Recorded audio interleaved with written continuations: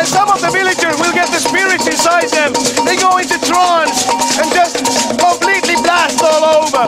It's a very powerful experience to testify all this.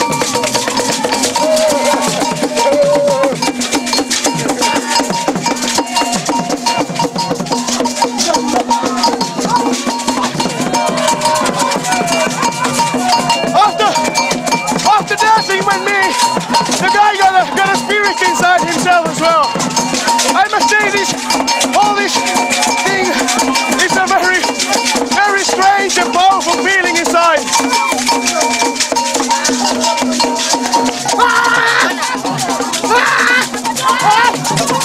This gentleman here is now beaten by the Amen voodoo.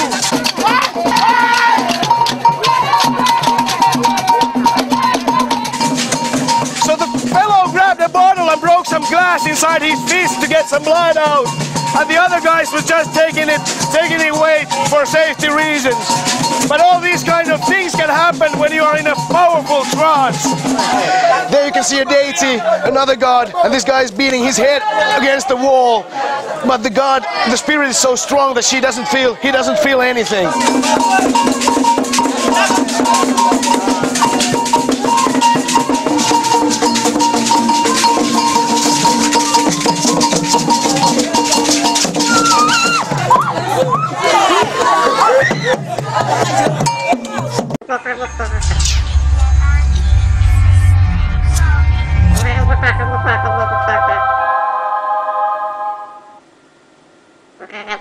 Welcome back. We've looked at how geocentrism fails around the solar system.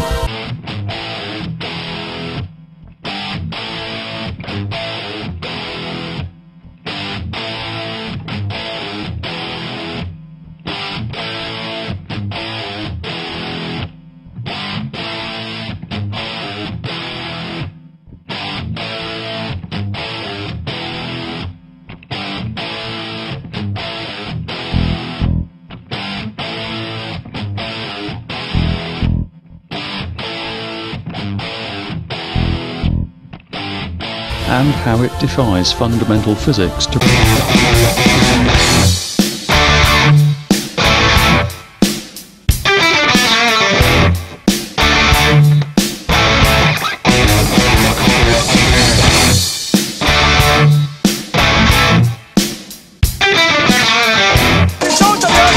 sometimes a bit scary as well. You never can tell what's happening. Anybody, anytime can get a spirit inside them. Maybe even us.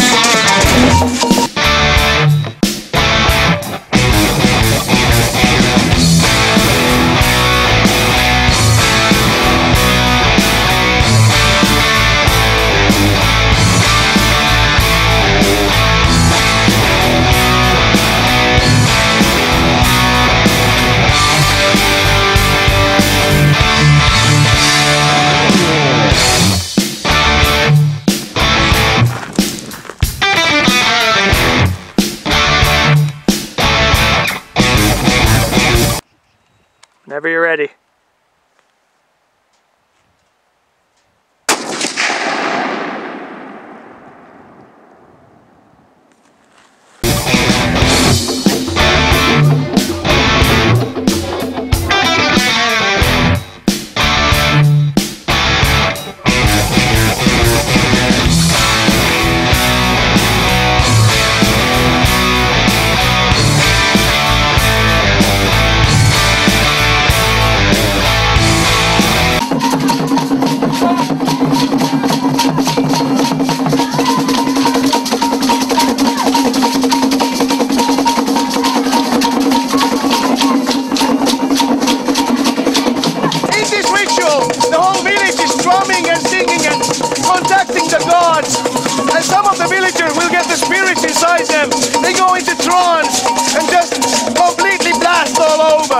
It's a very powerful experience to testify all this.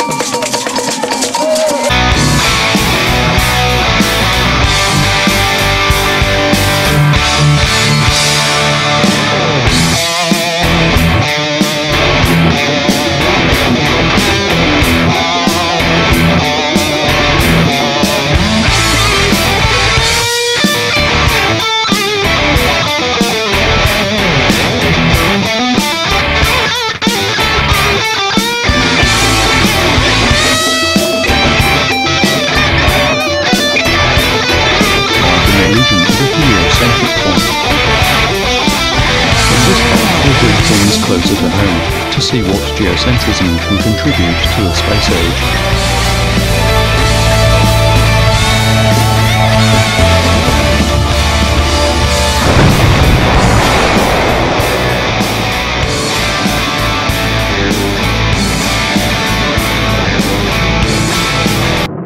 A common question is how geocentrism can explain a geostationary orbit.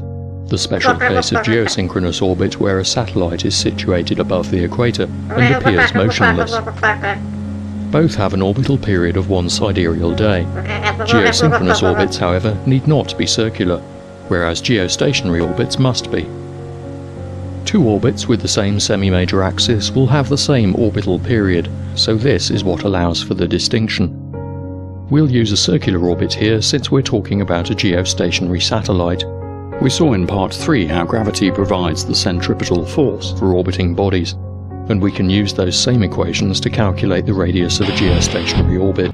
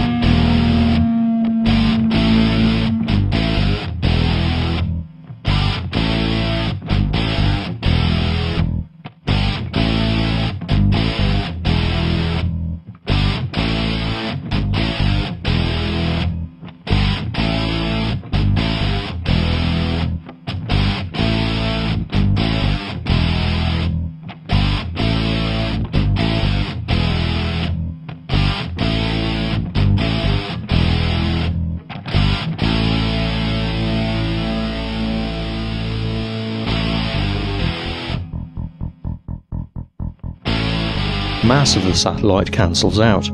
As we found in Part 3, the mass of the orbiting body is irrelevant to the orbit itself.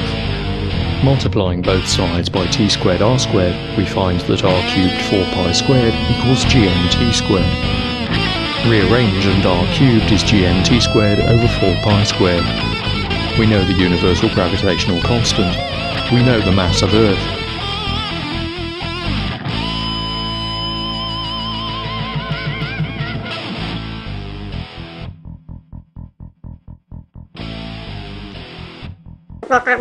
And we know the orbital period t in seconds. Plug those in and take the cube root, and we get an orbital radius of 42,166.6 kilometers. The equatorial radius of the Earth is 6,378.1 kilometers. Subtract that and the orbital altitude above the equator comes out as 35,788.5 kilometers. This is very close to the altitude at which geostationary satellites orbit.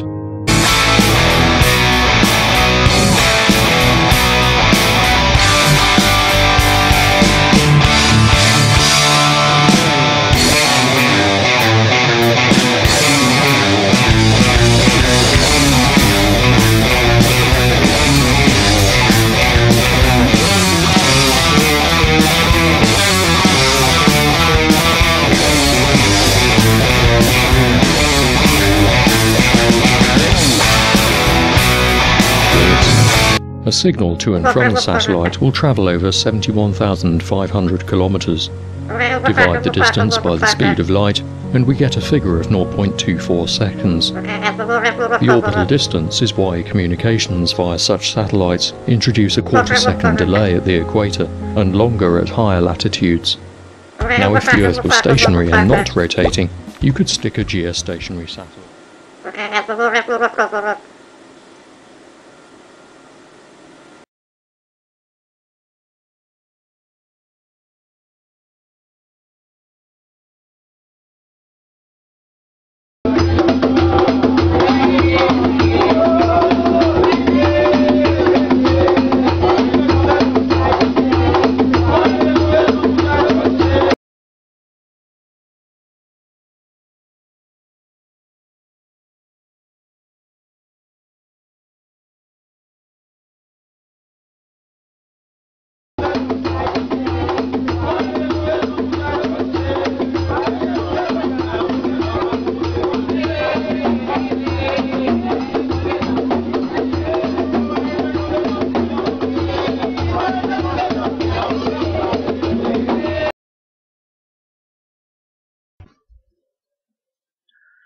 A lot of the atheists aren't going to like this video. Big shocker there. See, the thing that you're going to see is that atheists are drawn to false science. People with the same spiritual position see things the same way. And atheism is the same thing. You know, false science attacks God's word, and this is why atheists love false science. Have you ever noticed that? Whenever you see an atheist, you'll always, every single time, see them embrace false science. Because they don't want the Bible to be true. And they'll attack the creation story. They give you this idea that there's nothing special about Earth. There's nothing unique about Earth. You know, we're just another planet in the solar system. We're just another rock floating around the universe. And there's nothing unique or interesting about Earth. And the Bible explains that the Earth was created to support life. And this is exactly what we see. So the Bible is matching what we see. And so, like I say, they attack the Bible and attack the creation story. But we haven't seen any other Earth out there. I mean, they act like Earth is such a common thing, but we haven't seen any Earth, like another Earth out there anywhere. And so, like I say, the false science and atheism go hand in hand. They're always joined together. And you'll also see what I call the troll factor, where you will get trolls attacking Christian YouTubers. And this happens on my channel all the time. I'm used to it. It's just par for the course. But, you know, at a certain point you have to start blocking trolls because they just throw insults. They argue endlessly. They do not listen when you explain why the false science is false. And you try to even explain it nicely, it doesn't matter. It goes against their spiritual position, so they just fight and argue endlessly. Like, I'll go to work all day, and there'll be trolls trolling my channel all day, making all kinds of comments and ridiculous false science. They just parrot it. And acting superior and acting proud and arrogant, and posting all these comments. And then I come home from work and there's like dozens of comments from some false science troll, you know, that has been trolling my channel. And so I'll block people like that. But the funny thing is like, to them, they see it as like a victory. And so as soon as they're blocked, they run around YouTube telling everybody how, like, I couldn't handle them, you know, like their facts were just so much that I just couldn't take it. And I just couldn't handle the truth. And, you know, so like to them it's a victory. And so they just twist everything around. But I don't care. I'm still going to block them. Like, they're not going to just have a license to troll my channel all day long. So I will block them. And if you are a troll and you're feeling the need to, you know, troll my channel, you're going to be blocked too. So I'm just glad we both have an understanding on that. And you won't be blocked for your scientific facts and for your high intelligence. You'll be blocked for being a false science troll. So I'm just glad that we all understand that. Because I don't deny blocking people. I've done it in the past and I'll do it again. And so Yeah, you see a lot of patterns with all of this. You're going to see patterns between like false religion and false science and evil manifesting in people. And if you know what you're looking for, you're going to see amazing similarities and parallels running through all these things that come from the forces of darkness. And, you know, this whole subject is not just about science. It's about the spiritual realm as well. People are interested in defending their spiritual position. And this is what they do. And this is why they will reject evidence to the other side. Like, if something goes counter to their spiritual position, they will reject that evidence. But as soon as the evidence matches their spiritual position, they accept it. And so this is what is going on. And so you have two spiritual positions forming. There's a polarization taking place. And the fight is over God's word. Don't be fooled. It really is. The fight is over God's word. It's not over science. And so this is why, like I say, you'll always see the atheism and false science goes hand in hand. They're always together. And you know, the atheists, they feel that they have this duty to make fun of Christians and insult us. And they have this overpowering desire to discredit the Bible and Christians. You know, and if the Bible is untrue and Christians are wrong, like why don't you troll the tooth fairy? Why don't you launch an assault on leprechauns? You know? But they don't. They always focus on Christianity and the Bible, and they put all their efforts into it.